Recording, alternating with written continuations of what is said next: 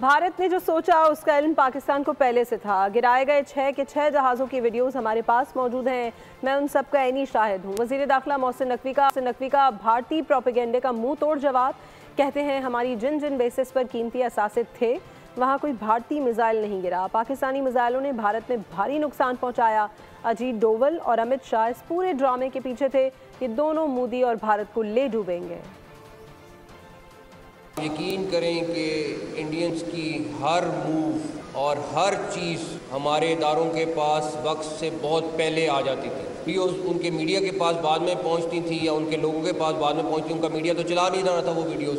6 के 6 जहाज़ों की हमारे पास वीडियोस मौजूद हैं जिसमें वो गिरे हुए हैं और उनके वहाँ पे इलाके की चीज़ें मौजूद हैं। मैं काफ़ी चीज़ों का ऐनी शाहिद भी रहा हूँ।